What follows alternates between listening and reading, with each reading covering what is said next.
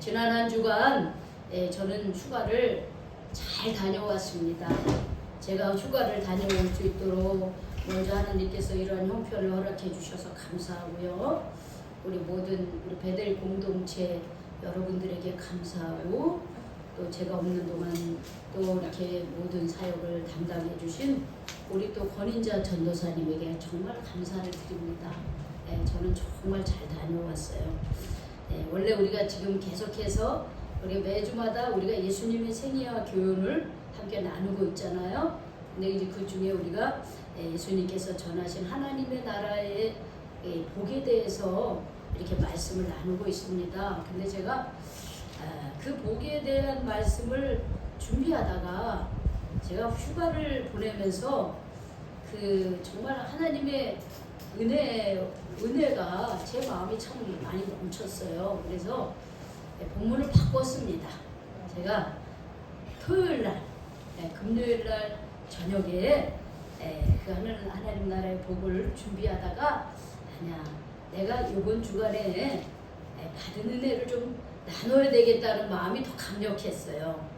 그래서 저는 제가 받은 은혜와 감동이 오늘 이 본문의 말씀을 통해서 우리 여기 있는 우리 모두에게 그런 하나님의 은혜와 감동이 함께 하시기를 간절히 바랍니다. 아멘.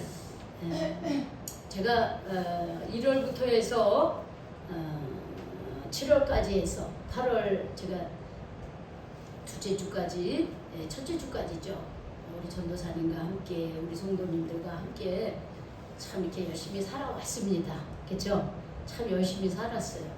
우리 여러분들도 열심히 살았고요. 물론 일을 준비하셔서 쉬는 분들도 있지만 그래도 나름대로 사느라고 애쓰고 있는 거야. 응? 그러면서 제가 지난주 이렇게 쉬니까 너무 감사하더라고요. 그래서 이게 휴식이라고 하는 게 열심히 일하는 자들에게 정말 필요한 거더라고요. 근데 오늘 성경에도 보니까 참 둘씩둘씩 짝지어서 보낸 제자들이요, 열심히 일하고 왔어요. 가서 예수님의 이름으로 병도 고쳐주고, 예수님의 이름으로 귀신도 물리치시고, 예수님께서 가르쳐 주신 하나님의 말씀을 잘 전하고, 그러면서 막 정말 그들이 은혜 받고 정말 놀라운 역사가 일어나고, 그러면서 이들이 전도 활동을 잘 하고 왔습니다. 그래서 그냥 신이 나가지고 예수님한테 다 보고를 했어요. 그래서 예수님이 보니까 너무 수고들 한 게 눈에 보이는 거예요.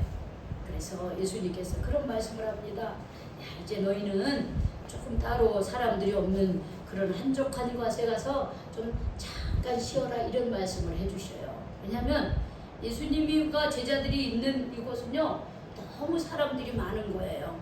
그래가지고 심지어는 식사할 겨를도 없을 정도로 늘 사람이 붐비는 거예요.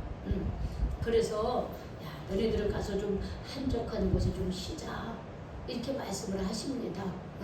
그래서 우리가 정말 열심히 살면서 정말 우리가 어떤 한적한 곳에 따로 가서 잠깐 쉬는 것은 하나님이 주신 귀한 쉼의 시간이고 하나님이 주시는 축복이에요. 그래서 저는 여기 있는 저와 우리를 비롯해서 모두가 정말 우리가 평소에 정말 주님의 제자로서 하나님의 자녀로서 이 땅에 열심히 사시길 바랍니다. 아멘. 열심히 살다가 정말 우리가 휴가를 가고 쉼을 가지면 얼마나 그게 달콤한지 몰라요. 근데 열심히 놀지 않으면 이게 쉬는 건지, 일하지 않으면 이게 쉬는 건지 노는 건지 몰라. 그런데 우리 모든 여기 계신 분들, 물론 우리 두 분 권사님들은 정말 열심히 살았어요. 제가 볼 때 정말 가장 어려운 시기에 태어나서 일제시대도 겪어보고 6.25 전쟁도 겪어보시고 70년대 산업화의 주요 역할도 하시고, 정말 우리나라를 여기까지 잘 사는 나라로 만들어 오신 분들이 저는 우리 권사님들의 세대다, 저는 그렇게 보고 있습니다. 정말 열심히 살아오셨어요. 그래서 이제는 또 내가 열심히 일하고 싶어도 이제 나이가 들어서 못 놀아. 그렇죠? 뭐 일을 못해. 그래서 이제 우리 권사님들은 뭐냐면 인생의 후반기를 이렇게 잘 정리하는 그런 시기예요. 그래서 내가 막 나가서 일은 하지 못하지만 할 수 있는 게 뭐냐? 열심히 예배드리고 열심히 기도하는 거예요. 그리고 주변에 내 가족에게 이웃에게 전도하는 게 그게 이제 마지막 남은 사업입니다. 그러나 우리 젊은 청년들, 저도 청년이고 우리 전도사님도 청년이셔요. 아직도 그럼 청년이에요. 청년. 마음만 아니야. 어제 우리 그 한강 유수지 가서 노니까 내가 제일 잘 놀더라 야. 마음도 몸도 아직 청년입니다. 그래서 우리 청년들은 열심히 일을 해요. 열심히 일을 하고 하다 보면 정말 휴식이라고 하는 것이 너무 달콤하고 너무 좋아요, 사실은요. 그래서 예수님께서 제자들이 그런 휴식이 필요했어요. 왜? 너무나 할 일이 많아, 너무나 할 일이 많아. 사람들이 막 예수님이 있는 곳에 아주 밤낮으로 예수님을 찾아와서 문제 해결을 받기를 원하고, 하나님 나라의 말씀을 듣고 은혜 받기를 원하고 위로 받기를 원하고 새 힘을 얻기를 원했어요. 그래서 예수님과 제자들이 정말 배를 타고 이렇게 좀 말하자면 배에서 이렇게 베세다라고 하면 저 건너편으로 예수님이 제자들과 함께 한적한 곳으로 가고 계셨어요. 그런데 성경에 보니까 그들이 가는 것을 누가 봤어요? 하나님이 봤죠. 근데 누구도 봤어요? 하나님 예수님 대충 50%는 맞지. 성경에 봐, 성경에. 예수님과 제자들이 배를 타고 한적한 곳에 좀 쉬고 싶어서 그렇게 가는데 많은 사람들이 야 예수님 저기 간다. 야 예수님이 제자들하고 지금 저쪽 간다. 아주 금방 알아봤어요. 그래가지고 예수님이 가는 그 고을로부터 해서 예수님이 가는 그곳에야 벌써 그 사람들이 이미 달려와 있어. 예수님과 제자들보다 누가 먼저 와 있어요? 많은 사람들이 와 있는 거예요. 여러분 내가 열심히 일을 해서 이제 집에 가서 좀 쉬고 싶어. 그런데 또 일거리를 누가 전화해서 야 이거 빨리 나와서 일해라. 그러면 여러분 마음이 어떻겠습니까? 짜증나서 빡치지. 하고 싶지 않죠? 그럼 쉬고 싶은데 지금 예수님과 제자들은 그런 상황이야. 이제 그들이 너무 일을 열심히 해서 좀 쉬고 싶은데 사람들이 또 예수님하고 제자들을 알아보고 예수님이 도착해서 좀 쉬고 싶은데 미리 와 있네? 내가 제자들이라면 아유 정말 짜증나네. 아유 좀 나중에 좀 적당하게 좀 하지. 이런 마음이 들 거예요. 그런데 예수님은 달랐습니다. 예수님은 그 사람들을 보고 예수님이 어떤 생각을 하셨습니까? 성경에 보니까 뭐라 그랬어요? 큰 무리를 보시고 예수님이 어떻게 했습니까? 목자 없는 양 같았다 그랬어요. 그 사람들이 자신의 그 살아가야 될 그 길이 어디로 가야 될지 모르는 그 목자 없는 양처럼 그들이 그렇게 보인 거예요. 여러분 양들은 반드시 목자가 있어야 돼요. 왜 그러냐면 우리는 이렇게 두리번 거릴 수 있잖아요. 양은 두리번 거릴 수가 없대요. 앞에만 보고 양은 앞에만 볼 수 있다는 거예요. 옆을 못 본다는 거예요. 그래서 특히 양들은 목자가 반드시 필요하대요. 그들을 인도할 목자가 필요하대요. 그렇지 않으면 그들은 잘못된 길로 가서 죽을 수도 있고 또 옆에서 어떤 짐승들이 와서 자기를 치러 오는데도 그걸 몰고 잡아먹힐 수도 있다는 거야. 그런데 우리 인생이 그렇다는 거야. 우리 한 사람 한 사람 직진이야, 그죠? 우리 인생을 보면 앞을 보고 옆을 보고 좀 뒤를 돌아보고 그러면서 내 인생을 돌아보고 좀 반성도 하고 내가 이렇게 살아왔거나 내 길을 돌아보고 이렇게 잘 안 해요. 모르지 않만 보고 그냥 앞만 보고 가는 거야 우리 인생이. 예, 목자 없는 양처럼 앞만 보고 가다가 그냥 탁 넘어져요. 그런데 예수님이 그 많은 무리들 그 예수님을 보고서 그 쫓아오는 그 무리를 보시고 그들을 목자 없는 양처럼 모셨다는 거예요. 그러냐면 갈 길을 몰라 인생을 힘들어하고 그래서 나를 보러 오는 그 사람들을 보고 예수님은 어떤 마음을 가지셨어요? 불쌍한 마음을 가지신 거예요. 그들의 그 심정, 자기를 예수님을 만나기 위해서 오는 그 심정들을 보면서 불쌍히 여기는 마음을 가지신 거예요. 응? 제자들은 일거리로 생각하는 거. 아유 저 사람들이 왜 또 와가지고 우리 좀 쉬려고 그러는데 또 왜 또 쫓아왔나 이런 마음이 있었을 거예요. 그런데 예수님도 육신이니까 그 마음이 왜 없었겠어요. 그러나 예수님의 마음은 그 사람들을 보면서 목자 없는 양과 같은 그런 불쌍히 여기는 마음이 있었다는 거예요. 불쌍히 여기는 마음이 있는 거예요. 근데 저는 요번에 제가 휴가 가가지고 제가 예수님의 마음을 많이 담게 해달라고 했습니다. 예수님의 마음. 그 양양 오상 영성원이라고 하는 곳이요. 그 양양군 소년면이라고 하는 좀 시골 마을이 아주 시골 마을이에요. 산속에 이렇게 있어요. 그런데 이제 어떤 분이 그 자기 산을 그 거기가 카톨릭 쪽인데 예수 고난에다 그거를 바친 거예요. 그래가지고 거기를 그렇게 기도하는 곳 피정집으로 만들었어요.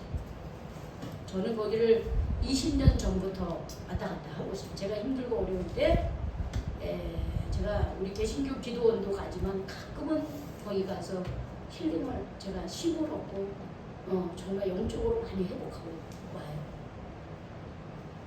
어떤 사람은 성당이 이단이라고 이렇게 얘기하고 성당 측에서 우리 개신교를 이단이라고도 하고 이러는데 서서 왜 이단 소리를 아닙니다. 물론 우리가 성당을 이제 이단이라고 표현하는 게 뭐냐면 자꾸 성모 마리아를 많이 추앙을 해요. 그래가지고 이렇게 카톨릭을 이렇게 들어가면 항상 그 성당 입구에 항상 있는 그 형상이 있어요. 성모 마리아. 응. 그리고 성모 마리아가 안고 있는 아기 예수가 그런 형상이 있어요. 그러다 보면 우리가 거기 가서 이렇게 기도를 하고 이러면서 가다 보니까 저기 성당은 성모 마리아를 믿는 곳이야. 자꾸 이렇게 생각합니다. 네. 그렇게 보이기도 하고요. 맞아요. 그런데 사실은 그들은 성모 마리아를 믿는 것이 아니라 성모 마리아의 신앙을 존중하는 거더라고요. 제가 알아보니까. 그리고 그런데 이제 우리가 이제 1517년 마틴 루터 신부님께서 성당에 그 면죄부 돈을 받고 성당을 짓기 위해서 로마 카톨릭에서 그 면죄부를 판 것에 대해서 그것을 문제를 삼으면서 결국은 마틴 루터 신부가 이 로마 교황청으로부터 이단으로 찍히고 내몰렸어요. 신부에서 쫓겨남을 당했어요. 이제 그게 이제 프로테스탄트의 개신교라고 하는 종교 개혁이 일어나기 시작하는 거예요. 그래서 마틴 루터 신부는 어떻게 이제는 그 신부의 그걸 다 벗어버립니다. 대신에 목사로서 사는 거죠. 신부님이 신부님이지만 로마 신부가 아니라 개신교 신부로 살면서 결혼을 해요. 결혼을 하면서 그러면서 카톨릭의 잘못된 것을 다 버려요. 근데 버린 것이 형식주의 그런 걸 버리고 또 누구를 버렸냐면 성모 마리아를 버렸습니다. 그래서 우리가 마리아에 대한 얘기를 할 때는 언제만 얘기하냐? 우리 개신교에서는 성탄절 때만 얘기해요. 근데 제가 볼 때도 사실은 성모 마리아의 그 신앙은 우리가 본받아야 돼요. 우리가 구약에서 모세라든지 아브라함에 대해서 많은 얘기를 하잖아요. 그렇죠? 우리가 그분들에 대한 얘기를 한다고 해서 우리가 그분을 믿는 게 아니에요. 그분들의 신앙을 본받는 거지. 근데 우리 구약에 보면 신약에 보면 우리가 누구를 많이 존경합니까? 신약에서 우리는 예수님은 당연한 거고. 예수님 왜 누구를 존경해요? 12제자들. 12제자들 중에서 어떻게 누구예요? 베드로. 그리고 또 요한 그리고 누가 있습니까? 야고보도 있고 또 사도 바울이 있잖아요. 사도 바울이죠. 우리가 이 신앙의 위인들, 신앙의 선배들 이런 분들을 많이 우리가 추앙을 하잖아요. 근데 우리가 추앙해야 될, 본받아야 될 사람 중에 한 사람이 되면 사실 마리아예요. 성모 마리아예요. 성모 마리아와 요셉의 신앙이에요. 근데 우리는 그거를 성탄절에만 사용해요. 아니에요. 성모 마리아의 그 죽음을 불사한 성령의 잉태를, 아기 예수님의 잉태를 그 마리아가 받아들이지 않았다고 한다면은 예수님이 마리아를 통해서 태어날 수 있었을까요? 아니 없어. 물론 성모 마리아가 아닌 또 다른 제3자를 통해서 하나님은 역사하셨겠지만, 그러나 그 시대에 하나님은 성 마리아를 통해서 아기 예수님을 보내주셨다는 거예요. 그래서 우리는 성모 마리아에 대해서 사실은 우리가 굉장히 그 신앙을 본받아야 됩니다. 그 어린이 신앙이잖아요. 어린아이의 신앙이었고, 그리고 예수님의 그 활동과 예수님의 십자가 그 고난 그 모든 과정에 끝까지 계신 분이 누구예요? 예수님의 어머니 마리아가 그렇게 했어요. 그래서 사실은 우리가 이 마리아의 신앙을 우리 다시 회복해야 돼요. 그래서 뭐 제가 이렇게 길게 얘기한 거는 왜냐면 카톨릭에 대해서 우리가 오해하고 있는 거 좀 풀어야 된다고 생각하는 거예요. 그래서 카톨릭에서 우리를 이단이라고 말할 수 없고, 또 우리도 카톨릭에서 이단이라고 말해서는 안 된다라고 하는 것을 얘기하는 거예요.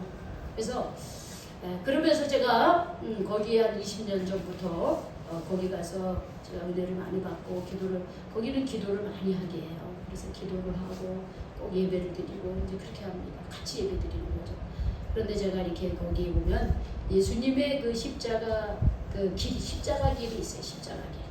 십자가 길인데 뭐냐면 예수님이 재판 받으시고 십자가에 못 박으라고 빌라도가 얘기하고 나서 예수님이 그 십자가를 지고 가는 그 과정이 중간중간에 그거 예수님이 그 넘어지시고 자빠지시고 쓰러지시고 그러면서 예수님의 어머니가 또 와가지고 닦아주고 그 다음에 또 예수님 십자가를 대신 지게 하고 또 힘없는 여인들이 예수님을 위해서 울고 이런 모든 과정을 거기에 다 이렇게 중간중간 그거를 십자가의 길이라 그래요.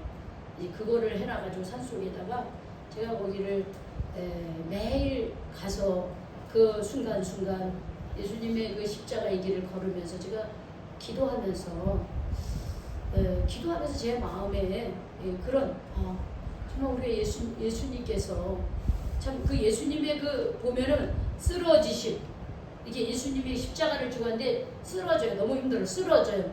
근데 그 쓰러지며 다음에는 어떻게 되냐면 넘어져요. 넘어져. 이렇게 가지고 가다가 넘어져. 그 다음에 좀 올라가면 그냥 쓰러지셔요. 그 다음에 마지막으로 엎어지셔요. 저는 그거를 보면서 이 십자가를 지고 가는 그 강도가 점점 커지고 있다고 하는 거예요. 그만큼 힘들다는 거예요. 근데 그 십자가가 누구를 대신한 겁니까? 예수님. 바로 우리 자신, 우리의 죄, 우리의 그 어리석고 죄된 것, 우리의 죄된 것을 주님이 대신 져주면서 예수님이 넘어지기도 하고 그게 또 강도가 높아서 쓰러지고요. 나중에는 엎어진다 이런 표현까지 썼어요. 그리고 나중에는 십자가에 못 박히고 그런 걸 보면서 내가 주님에게서 배워야 될 마음은 이런 거구나. 주님이 허락하신 십자가를 치고 정말 넘어질 때도 있고 엎어질 때도 있고 쓰러질 때도 있고 정말 몸에 가시가 박힌 듯이 아플 때가 있지만 그것을 오롯이 감당하는 거. 우리 인간의 그 한 명 한 명을 사랑하고 불쌍하게 여기는 그 마음으로 그것을 감당하시는 예수님의 사랑. 그래서 거기에 예수 오상영성원인데 오상영성원이 뭐냐면 5가지 상처라는 거예요. 5가지 머리 가시면류관을 쓰면서 여기에서 흘린 피. 그 상처. 그 다음에 양손, 양발에 못이 박히는 거, 옆구리. 그리고 옆구리까지를 해서 5가지 상처. 예수님의 5가지 상처. 그래서 오상영성원이라고 합니다. 그런데 예수님이 그렇게 우리를 온 인을 위해 나의 죄를 대신하여 그렇게 물과 피를 흘리시고 고난 받으신 거. 그래서 그 십자가를 보면서 예수님의 사랑을 회복하라 그랬어요. 예수님의 사랑을 회복하라. 예수님의 사랑을 보고 예수님의 사랑을 회복하려는 거예요. 제자들하고 좀 쉬려고 따로 갔는데 사람들이 그거 보고 그냥 벌떼같이 달려들 때 제자들의 마음은 저 사람들 왜 또 왔나, 좀 쉬게 좀 내버려두지, 이런 마음이 있을 수 있고, 나도 역시 나도 좀 쉬고 싶은데 왜 이렇게 사람들이 몰려올까, 짜증나고 힘들고 그 십자가를 지고 싶지 않은데 우리 예수님은 어떻게 했어요? 그들을 목자 없는 양처럼 그들을 바라보시며 불쌍히 여겼다고 하는 그 예수님의 마음. 또 나아가서 제자들은 그래요. 예수님, 이 사람들 빨리 보내자 그래요. 먹을 것도 없고 여기 빈들인데 보냅시다 그래요. 빨리 집에 가서 먹든지 마을로 가서 사 먹게 하든지 그렇게 빨리 보내자. 제자들은 그렇게 얘기합니다. 그런데 또 예수님은 뭐라 그러십니까? 예수님이 또 하신 말씀이 있어요. 37절에 보면 예수님이 제자들에게 뭐라 그래요? 대답하여 이르시되 너희가 먹을 먹을 것을 걸 줘라 그러는 거예요. 참 예수님 이 사람들 다 보냅시다. 제자들은 그런 거야. 아유 빨리 보내 빨리. 우리도 좀 쉬어요. 그런데 예수님은 그들을 먹지도 못하고 보내는 것이 너무 예수님의 마음은 아파. 그래서 예수님, 야 너희가 좀 먹을 걸 줘라 그래. 너희가 먹을 걸 줘라. 그랬더니 제자 중 한 사람이 뭐라 그래요? 예수님, 이 사람들 다 먹으려면요 200데나리온의 떡을 사다가 먹여야 되는데, 이건 뭐냐면 그럼 뭐 어디서 사 먹입니까? 이렇게 말하는 거예요. 여러분 갑자기 200데나리온이면 여러분 하루 노동자의 품삯이 그때 당시 1데나리온이었어요. 그러면 200데나리온이라고 하는 것은 하루 노동자가 200일을 일해야 받을 수 있는 돈이라는 거예요. 어떻게 보면 거의 연봉에 맞먹는 돈이라는 거야. 한 2천만 원어치의 돈이라는 거예요, 여러분들. 그럼 여러분 한꺼번에 어디 가서 그런 돈이 있음들 그런 떡을 살 수 있는 장소가 있을까요? 없어요. 없는 거야. 돈도 없고. 그렇죠. 돈은 혹시나 돈이 있을 수는 있어. 그런데 그렇게 그만한 떡을 살 곳이 없어요. 왜 아무것도 없는 거예요? 그러니까 예수님은 자꾸 제자들이 할 수 없는 것을 얘기하는 거야. 야 너희가 좀 먹여. 아니 예수님, 이 사람들요 맨 뒤에 보니까 떡을 먹은 남자는 몇 명이라 그랬어요? 5,000명이라는 여기는 이 남자, 이 성경에 쓰여질 때 이 남자는요 성인 남자를 말하는 거예요.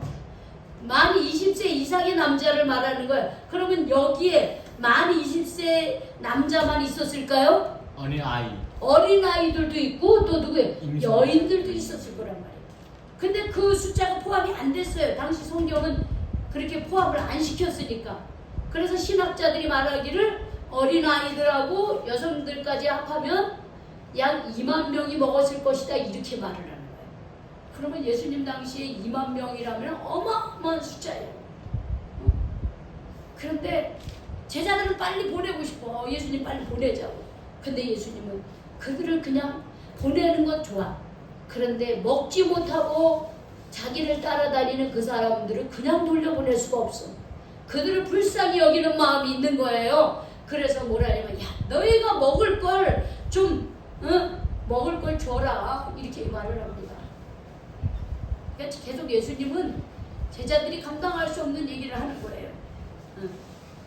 그러니까 예수님이 그 2천만 원 정도 저거 해서 사야 되는데 그런 떡은 어디 있고 그런 돈은 어디 있습니까? 이 말이에요, 지금 제자들이. 근데 예수님 뭐라냐면, 야 너희에게 떡 몇 개나 있느냐, 이렇게 너희가 몇 개나 가지고 있냐 물어봐요. 그때 제자들이 중에 한 명이 뭘 가져옵니까? 떡 5개야. 물고기 2마리를 가져오는 거야. 예수님 그거 조금 요거밖에 없는데요. 어린아이의 다른 복음서에 보면 어린아이가 먹을 만한 그런 음식을 엄마가 싸준 거예요. 근데 그걸 가져온 거예요. 그걸 가져온 거예요. 아주 보잘것없는 거였어요. 그런데 예수님이 그걸 받으시고 제자들에게 뭐라냐면, 야 사람들 좀 이렇게 무리무리 지어서 좀 앉게 해라 그럽니다. 그러니까 어떤 사람은 100명씩 때로는 50명씩 무리무리 이렇게 좀 정리정돈을 한 거죠. 근데 예수님께서 그 떡 5개와 물고기 2마리를 다 받으시고 하늘을 우러서 축사하십니다. 하나님 앞에 간절히 기도를 해요. 그리고 기도하시고는 근데 여러분 생각해 보세요. 그 보리떡 5개 물고기 2마리가 뭐 먹을 만하겠어요? 그런데 예수님은 그걸 간절히 그걸 들고 하나님 앞에 간절히 기도를 해요. 그러고서는 그거를 축사를 해요. 그 떡을 축사를 해줘. 그러고선 예수님이 떡을 떼어 제자들에게 줍니다. 그런데 예수님이 그 보잘것없는 것을 가지고 하늘을 우러러 하나님께 축사하시고 그거를 나누기 시작하니까는 나누어주고 나누어줘도 어떻게 해요? 없어지질 않는 거예요. 없어지질 않아요. 도리어 어떻게 해요? 그들이 다 어떻게 했어요? 42절에 보니까 배불리 먹었어. 배불리 먹고 남은 떡 조각과 물고기를 어떻게 했어요? 12바구니에 차게 거두었다 그래서 남은 게 풍성했다는 거예요. 먹은 사람이 몇 명이나 됐다 그랬어요? 2만 명이나 됐어요. 아까 여기는 2,000명이지만 5,000명이지만 어린아이 위한 여자들까지 2만 명이나 먹은 거예요.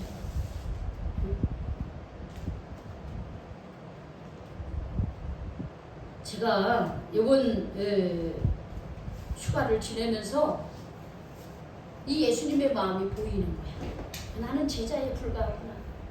적당하게 일하고 싶고 적당하게 쉬고 싶고 적당하게 관계를 하고 싶은데 예수님은 그 끊임없이 자기를 향해서 그 사랑을 받고를 싶고 말씀을 듣고 싶고 그 문제를 해결받고 싶은 그 사람들을 불쌍히 여기셨다는 거예요. 불쌍히 여기시고 그들을 먹이시고 입히시고 그들을 치유하시고 그런 예수님의 마음, 그 십자가를 끝까지 십자가에 못이 박히고 손과 발에 못이 박히고 물과 피를 흘리시기까지 그 자기에게 허락한 그 심령을 끝까지 사랑하고 섬기셨다고 하는 그 예수님의 마음이 저는 그 예수님의 마음이 느껴졌어요.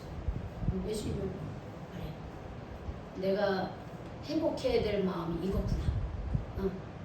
정말 내가 그 한 사람 한 사람 예수님이 그렇게 섬겨주시고 살려주시고 회복시키기 위해서 그 불쌍히 여기는 마음을 가지시고 자기의 모든 것을 내어줬던 것처럼 우리 그리스도인이 내가 행복해야 될 마음이 이거네. 이 예수님의 마음, 그 치긴히 여기는 마음, 불쌍히 여기는 마음, 한 심령을 불쌍히 여기는 마음, 이것을 회복해야 되겠구나. 그러면서 제가 휴가를 잘 마치고 왔습니다. 제가 이 말씀을 준비하면서 보니까요, 4월 달에 제가 제주도 갔다 와서 이 본문을 가지고 말씀을 전했더라고요. 그 본문에 볼 때 이 한적한 곳에 쉬었다라고 하는 곳에 많이 제가 그 방점을 두고 그것을 준비를 했더라고요. 근데 제가 이번에는 그게 아니라 그 예수님 마음, 그 무리를 불쌍히 여기는 마음, 그래서 그들을 끝까지 영적인 양식, 육적인 양식을 채워주시기를 원했던 그 주님, 우리에게 새 생명을 주시고자 했던 예수님의 마음, 그게 더 보이는 거야 제가요. 그러면서 그래, 떡 5개와 물고기 2마리를 드렸더니 그걸 가지고 그 수많은 사람들이 먹고 풍족하게 먹고도 또 남아서 12광지에 풍성하게 그것이 담겨졌던 것처럼 나는 부족하고 보잘것없는 사람인데 그래, 부족하고 보잘것없는 나지만 보리떡 5개와 물고기 2마리 같은 보잘것없는 나지만 내가 주님 앞에 온전히 드려야 되겠다. 정말 나의 이런 모습이 온전히 주님의 손에 붙잡힘으로 인해서 하나님이 나를 통해서 정말 불쌍한 영혼들을 먹이고 풍성하게 하고 그들의 삶이 주님 안에서 정말 활짝 인생을 꽃피울 수 있는 그런 목회자가 되기 위해서 보잘것없는 나를 주님 앞에 드려야 되겠다. 그런 마음을 갖고 돌아왔습니다. 지금도 우리 주님은 우리를 불쌍히 여겨주셔요. 우리 한 사람을 사랑하시고 불쌍히 여겨주십니다. 그런 우리가 주님 손에 붙들려지기를 바랍니다. 아멘. 그럴 때 우리는 다른 사람에게 정말 필요한 사람이 되고 또 하나님이 기회 쓰시는 사람이 될 줄 믿습니다. 그런 저와 여러분이 되시길 주님의 이름으로 축원합니다. 아멘. 하나님 감사합니다. 이번 휴가를 통해서 주님의 마음을 더 깊이 깨닫게 하시고 만나게 해주셔서 감사합니다. 그 마음을 오늘 마가복음을 통해서 같이 나누게 해주셔서 감사합니다. 하나님 여기 있는 우리 한 사람 한 사람이 하나님으로부터 예수님을 통하여 불쌍히 여김을 받고 우리가 죄의 용서함을 받고 하나님의 자녀가 되게 해주신 것 감사를 드립니다. 주님 정말 이런 사랑을 받은 저희들이기에 우리도 다른 사람에게 그런 사랑을 전할 수 있는 사람이 되게 하여 주시옵소서. 보잘것없는 우리를 하나님께 예수님께 드림으로써 우리를 통하여 정말 많은 사람들을 풍성하게 하고 많은 사람들을 넉넉하게 해줄 수 있는 많은 사람들을 행복하게 해줄 수 있는 그런 아버지 그런 역할들 우리 주님 손에 그렇게 붙들려 쓰임받을 수 있는 저와 우리 모든 신앙 공동체원들이 될 수 있도록 하나님 저희들이 예수님의 마음을 본받는 자가 되게 하여 주시옵소서. 예수님의 이름으로 기도 올리옵나이다. 아멘.